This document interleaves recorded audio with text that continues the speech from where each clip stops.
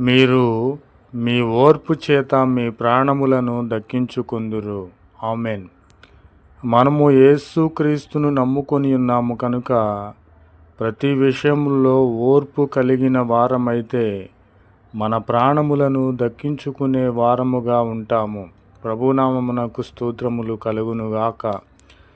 జనము మీదికి జనములు లేస్తూ ఉన్నవి, రాజ్యముల మీదికి రాజ్యములు లేస్తూను ఉన్నవి.